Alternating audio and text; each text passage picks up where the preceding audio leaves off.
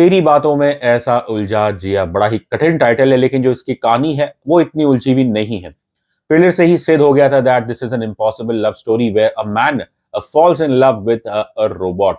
अगर इसके टाइटल की बात करें तो इसका श्रेय जाता है lead actor Shahid Kapoor and producer Dinesh vision.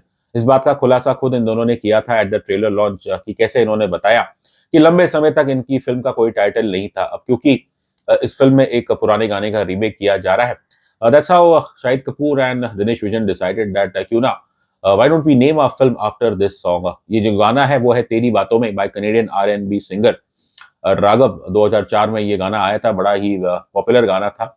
और अब क्योंकि इस फिल्म में इस गाने का रीमेक भी किया गया है, तो क्यों ना इस गाने के बोल को ही अपनी फिल्म का टाइटल रख ले। ह्यूमन रोबोट बॉन्ड, अब ये जो कॉन्सेप्ट है ये कोई नया नहीं है, इसे कई बार वेस्टर्न सिनेमा में इस्तेमाल किया जा चुका है।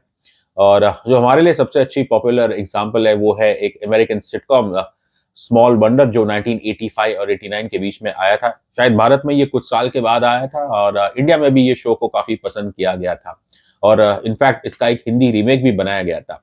Small wonder was a story about an American family, I think Lawsons, और यहाँ पे जो पिता है वो एक इंजीनियर है और वो एक रोबोट क्रिएट करते हैं, विकी द रोबोट। अब ये रोबोट इतनी प्यारी है कि जल्दी ये उस परिवार का और पूरी दुनिया का दिल जीत लेती है। और कहना पड़ेगा क्या काम किया था टिफनी ब्रिसेट ने एज विकी द रोबोट। अब 2 साल के बाद रोबोट तो नहीं, लेकिन एक और अमेरिकन फिल्म आई थी जिसका नाम था मैनिक्विन ऑन द मूव, और उसके अंदर a man fail in love with a mannequin. अब उसके प्रेम में इतनी शक्ति थी दैट उस पुतले को भी उसने एक औरत के रूप में तब्दील कर दिया था। अब इस फिल्म का भी हिंदी रीमेक बना था एज प्रेम शक्ति, दैट स्टार्ड गोविंदा एंड करिश्मा कपूर। वो फिल्म भी हमें अच्छी लगी थी उस दौरान। अब ज्यादातर सिनेमा में रोबोट्स को एक्शन थ्रिलर में ही इस्तेमाल किया जाता है, but there was one pleasant aberration जब 2013 में एक फिल्म आई थी हर, where Joaquin Phoenix he fell in love with a computer with his AI virtual assistant that was so beautifully voiced by Scarlett Johansson। Joaquin Phoenix का भी काफी कमाल काम था। उस फिल्म आप देखिए, उसके अंदर एक मैं कहूंगा ऑर्गेनिक बॉन्ड डेवलप हुआ between a human and technology, और उसमें कोई ऐसा लस्ट नहीं था, बस it was about a man seeking companionship. अब टेक्नोलॉजी की बात करें तो हमेशा साउथ फिल्मों का हाथ इस चीज में काफी मजबूत रह रहा है। 2010 में डायरेक्टर शंकर ने बनाई थी एंथरन, स्टारिंग रजनीकांत, ऐश्वर्या राय। अब उस फिल्म के अंदर वैसे तो खैर वो एक साइंस फिक्शन एक्शन थ्रिलर थी, लेकिन उसके अंदर एक फैमिली ड्रामा, एक रोमांटिक एंगल भी था कि कैसे जो रोबोट है चिट्टी द रोबोट, ही starts having feelings for Sana, Aishwarya Rai. दोस्तों ऐसे समय जब एआई को लेके दुनिया भर में काफी टेंशन है that it's taking away jobs, तो फिर क्या ऐसे समय पे आप एक रोबोट और एक मनुष्य के बीच में एक रोमांटिक स्टोरी लेके आते हैं, तो क्या ये उचित है? I am not so sure. खैर but that's the story of Teri Baaton में ऐसा उलझा जिया। अब जो मुझे सबसे बड़ी प्रॉब्लम लगती है इस फिल्म के साथ वो ये है कि जिस अंदाज में इस रोबोट को इंट्रोड्यूस किया गया है, and it is basically being reduced to an object of desire. अब शाहिद कपूर का एक मुंबई में रहते हैं, दिल्ली में इनका बड़ा एक पंजाबी रईस परिवार है। ये खुद एक कंप्यूटर प्रोग्रामर है और इनके जो ऑफिस में एक लड़की है मायरा, बहुत खूबसूरत लड़की है, वो इन्हें पसंद करती है। वो इनसे कहती है कि चलिए आज ऑफिस के बाद कॉफी पीने चलते हैं, लेकिन हमारे भाई साहब आर्यन उन्हें प्यार से मना कर देते हैं। उनके एक साथी है जो खुद एक ठरकी इंसान है, वो उनसे कहते हैं कि भैया तू कैसा आदमी है, इतनी सुंदर लड़की वो तुझे भाव दे रही है और तू उसे मना कर रहा है। तभी हमारे आर्यन साहब कहते हैं कि अरे भाई लुक्स वुक्स का क्या करना, कंपैटिबिलिटी देखने चाहिए, तभी दो लोगों में अच्छी दोस्ती जमती है। लेकिन जब जैसे ही अगले सीन में इन्हें दिखाया जाता है कि ये अमेरिका जा रहे हैं अपनी मासी उर्मिला, डिम्पल कपाड़िया के पास। उर्मिला एक रोबोटिक्स कंपनी की मालिक है और वहां पे इनकी मुलाकात होती है इनकी मैनेजर सीफ्रा कृति सैनन से।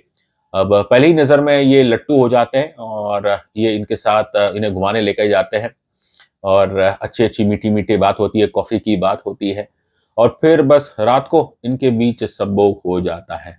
तब आप सोचने पे मजबूर रहते हैं कि भाई कुछ देर पहले तो ये एकदम देखने में जेंटलमैन बड़ी बड़ी बातें कर रहा था कंपैटिबिलिटी की, गुड लुक डोंट मैटर, लेकिन यहाँ पहले ही मुलाकात और पहली ही रात में this guy dies to get under the sheets. बस अगले सुबह इन्हें पता चलता है कि जिसके साथ वो सोए रात को वो एक इंसान नहीं बल्कि एक रोबोट है, super intelligent female robot automation सिफ्रा। अब इस चीज को लेकर जाहिर है आर्यन नाराज होते हैं, वो नखरे दिखाते हैं। अब इस ये जो सीन्स है नखरे के, उसके अंदर आप देखेंगे कि कैसे एक बार बार शाहिद कपूर सिगरेट पी रहे हैं, दाढ़ी है तो और चेहरे पे एक ग्रम्पीनेस है, तो ये आपको इंस्टेंटली उनके कबीर सिंह अवतार की याद दिलाएगा। खैर वो गुस्सा जल्दी थूक देते हैं और फिर वो अपने घर पे आते हैं एंड उनके परिवार वाले उनकी शादी की बात कर रहे हैं, लेकिन तब हमारे आर्यन साहब को एहसास होता है कि भले ही वो रोबोट हो, वो पल जो उन्होंने सिफ्रा के साथ बिताई वो उन्हें सच्चे लगे और उन्होंने तो जिद पकड़ ली कि यदि अगर मैं शादी करूंगा तो फिर सिफ्रा से ही करूंगा। खैर इसकी आगे की जो कहानी है वो तो मोर और लेस प्रिडिक्टेबल है, दोष वहां नहीं है, बट जो हमें सबसे प्रॉब्लमैटिक वही लगा है कि जिस अंदाज में इस रोबोट को ट्रीट किया गया है। अब यदि आप अपने रोबोट को पहले ही सीक्वेंस के अंदर एक ऑब्जेक्ट ऑफ डिजायर दिखा देते हो तो फिर तो मेरे ख्याल से ये पर्पस काफी डिफीट हो जाता है। एक फंडामेंटल लेवल पे हमें इस फिल्म के अंदर ये सबसे बड़ा फ्लॉ लगा और यहाँ पे जो डायरेक्टर्स और राइटर की जोड़ी है अमित जोशी एंड आराधना शाह, तो दोष ऑब्वियसली इनके पास जाएगा। इसके अलावा जो फिल्म में ऑब्वियसली जो मेन प्रॉब्लम है वो इसका राइटिंग ही है, स्क्रीन प्ले है। तो जो लैंग्वेज इस्तेमाल की है to be honest it's not very impressive, dialogues कुछ इतने खास नहीं है। अब कहने के लिए तो ये एक कंप्यूटर प्रोग्रामर है, लेकिन जब ऐसे इंसान को पता चलता है कि जिसके साथ उसने एक रात बिताई वो एक रोबोट है, तो why would a computer programmer have such emotional feelings? ये भी एक मेरे ख्याल से क्वेश्चनेबल चीज है। बट साथ ही साथ जिस भाषा का इस्तेमाल करते हैं स्लैंग्स का वाइल टॉकिंग टू सिफ्रा, वो भी हमें बिल्कुल पसंद नहीं है। ओवरऑल इस फिल्म की जो राइटिंग है काफी कमजोर लगी है, बेतुके डायलॉग्स है और खास कुछ सीन्स तो बहुत ही मैं कहूंगा बेकार है। फिल्म के अंदर एक सीन है जहाँ पे आर्यन के जो भांजा है वो इन्हें देख लेता है, आर्यन और सिफ्रा को किस करते हुए, और फिर वो बच्चा इनसे पूछते हैं कि भैया आप क्या कर रहे हो। तभी मामा झूठ झूठ कहते हैं कि अरे भाई मैं हम तो मुंह मीठा कर रहे हैं। तभी बच्चा फिर रिप्लाई करता है कि मुझसे झूठ मत बोलो, मुझे सब पता है। ऐसा मुंह मीठा करना तो मैंने तो अपने माँ बाप को देखा है कई बार चुप चुप के। बताइए अब क्या सोच थी ऐसा सीन एक बच्चे से ऐसे डायलॉग्स बुलवाने की, और सीबीएफसी ने कैसे इसे सेंसर नहीं किया? It is really very surprising. Overall ये फिल्म का स्क्रीन प्ले मुझे तो काफी कमजोर लगा। बहुत कम ऐसे पल है जहाँ पे ये फिल्म आपको बांध रखी है, कुछ सीन्स हैं जहाँ पे आपको शायद जेन्युइनली हंसी आती है, बट ओवरऑल ये फिल्म मैं कहूंगा 143 मिनट्स का इसका ड्यूरेशन है और ये आपका पेशेंस जरूर टेस्ट करेगी। आई थिंक स्टोरी ठीक थी, देयर वाज पोटेंशियल, लेकिन जिस अंदाज में ये स्क्रीन पे निकल के आया है और जो ट्रीटमेंट हुई है इस रोबोट की, क्योंकि शाहिद कपूर इस रोबोट में अपनी बीवी देख रहे हैं और जो इनके परिवार वाले हैं वो इसके अंदर अपनी बहू देख रहे हैं, तो फिर वही सवाल आता है कि भाई दुनिया तो रोबोट से लेके क्या क्या चमत्कार करने लग रही है। ज्यादातर तो वो तो उन्हें काम में इस्तेमाल करना चाहती है, और यहाँ पे बॉलीवुड, टिपिकल बॉलीवुड, वो इस साइंटिफिक इनोवेशन को देख रहा है एज मियरली वाइफ और बहू। कहते हैं ना कि throw a marble and trust Bollywood to reduce it to dust. अगर सबसे ज्यादा बड़ा मैं ब्लेम दूंगा यहाँ पे डायरेक्टर्स के अलावा तो वो जाता है शाहिद कपूर की ओवर एक्टिंग को, बल्कि कहना पड़ेगा यहाँ पे उन्होंने ओवर एक्टिंग की दुकान नहीं, एक जैसे कि एक फैक्ट्री खड़ी कर दी है। इनका अगर आप करियर देखें 20 साल के ऊपर इनका करियर रहा है, और सिवाय अगर आप हैदर को हटा दें और कमीने को, और लास्ट ईयर इनकी एक वेब सीरीज आई थी फर्जी जिसमें इन्होंने अच्छा काम किया था, बट इन 3 परफॉर्मेंस के अलावा Shahid Kapoor has largely disappointed in his long career. उनके बारे में अक्सर कहा जाता है कि बहुत ओवर एक्टिंग करते हैं, वुडी एक्टिंग है, और यहाँ पे भी बिल्कुल आपको ऐसा देखने को मिलेगा कि बस एक के बाद एक ओवर एक्टिंग में जिस वो मास्टर क्लास दे रहे हैं। इस परफॉर्मेंस का बस मैं कहूंगा इट इज बिल्कुल एक फर्जी परफॉर्मेंस है। जहाँ शाहिद कपूर एक्सपेक्टेडली हमें डिसअपॉइंट करते हैं, वही कहानी है कृति सैनन की।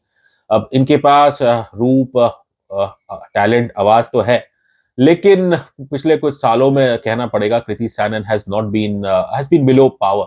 तो पिछला साल तो इनके लिए काफी बुरा था। पहले आई थी आदि पुरुष डिजास्टर, और उसके बाद फिर जो इनकी फिल्म आई थी गणपत, जो शायद इक्वली डिजास्टर थी। अब इट बेग्स द क्वेश्चन, जब आप एक बुरे दौर से गुजर रहे हैं और लोग आपकी एक्टिंग को फेक बता रहे हैं, तो ऐसे टाइम पे आप एक फिल्म करती है जहां आपको रोबोट बनना पड़े। I don't know what's the wisdom behind this. सबसे बड़ी प्रॉब्लम कृति के साथ इस फिल्म में यह है कि जब ये रोबोट एक्टिव रहता है तब Kriti is not acting like a robot, she is appearing like a human। और हाँ, जब आप इनका स्विच ऑफ बंद कर दीजिए तब ये एक बिल्कुल रोबोट की तरह दिख रही है। साइंस बड़े ही आगे बढ़ गया हो, लेकिन क्या रोबोट्स की जो मूवमेंट है can it be as fluent as a human being? Sifra को देख के तो ऐसे ही लगता है कि ये बिल्कुल भी रोबोट नहीं है। शाहिद कपूर और कृति सैनन दोनों की जो एक कॉमन क्रिटिसिज्म अक्सर रही है कि they have been called out for their woody acting, और ये परफॉर्मेंस जो दोनों की है ज्यादातर इट मिरर्स दैट। थैंकफुली जो फिल्म का क्लाइमैक्स है उसके अंदर फाइनली आपको सिफ्रा एक रोबोट की तरह ही बिल्कुल अपने आप को कंडक्ट करती है, पर तब तक काफी देर हो चुकी थी। Audience is bored to hell, और थोड़ा बहुत ह्यूमर है शायद क्लाइमैक्स के सीन में, लेकिन उसके अलावा इस फिल्म में हमें कुछ इतना भी मजा नहीं आया। राइटिंग इतनी बुरी थी, स्क्रीन प्ले इतना बुरा था, डायरेक्शन बहुत ही एवरेज थी, और जब आपके जो लीड एक्टर्स है they are not up to the task, तो फिर तो इस फिल्म के अंदर कम से कम हमें तो एंटरटेन करना बड़ा ही मुश्किल था। हाँ, एक दो गाने इसके अच्छे हैं, और शाहिद कपूर की दाद देनी पड़ेगी उनकी डांसिंग की, जो रोबोटिक स्टाइल डांस है। वंस अगेन जब जब हम शाहिद कपूर उन्हें डांस करता हुआ देखते हैं और फिर मन में ख्याल आता है कि शायद उनका जो सबसे बेहतरीन टैलेंट है वो उनकी डांसिंग है, लेकिन आज तक शायद बॉलीवुड ने उसका ठीक से इस्तेमाल उपयोग नहीं किया गया है। फिल्म में जो अच्छी चीज है वो है प्रोडक्शन डिजाइनर्स, खासकर जो इंटीरियर डिजाइन है, चाहे वो डिम्पल कपाड़िया का अमेरिकन हाउस हो या फिर जो हमारे आर्यन के जो पंजाबी फैमिली है उनके परिवार का, तो वो जो इंटीरियर ऐसा है कि जो शायद आपके जो अफ्लुएंट कस्टमर्स है उन्हें ज्यादा भाएगा दैन फिल्म एंथुजियास्ट। ऐसा नहीं है कि फिल्म के अंदर ओवरऑल सभी ने डिसअपॉइंट किया।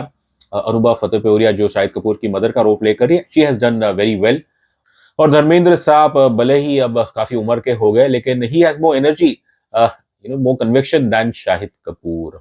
ये फिल्म एक अच्छा मौका था आज के दौर में जब बॉलीवुड के पास पैसा है, they have access to great technology, कि वो इसे एक अच्छे तरीके से एक बना सकते थे। लेकिन the biggest problem with the film is इनके लीडिंग कैरेक्टर्स, ये कहानी कहीं ना कहीं से भी आपको इमोशनली कनेक्ट नहीं करती है। अब भले ही ये स्टोरी शायद आज के युवा के लिए नई लगे, लेकिन अगर आप मैडॉक की हिस्ट्री देखें, रिसेंट हिस्ट्री पिछले कुछ 7-8 साल की, तो ये कहानी, इसका जो ट्रीटमेंट है, इट इज मोर और लेस सिमिलर। तो आप मैडॉक की फिल्मों में देख चुके हैं कि कैसे एक प्राइमरी कॉन्फ्लिक्ट है और फिर उसके बाद जो लीडिंग कैरेक्टर्स है उन्हें एक सीक्रेट रखनी है।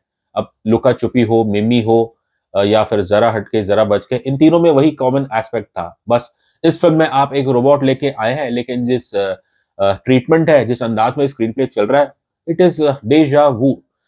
लेकिन मैडॉक का अगर आप रिकॉर्ड देखें of these family dramas, so despite their many flaws, quite a few of these family dramas have worked at the box office। तो उस हिसाब से क्या पता सिफरा भी शायद अपना कुछ जादू कर जाए। But that will not change our view। और हम अगर रेटिंग की बात करें तो हम इस फिल्म को देते हैं 5 में से 1.5 स्टार्स।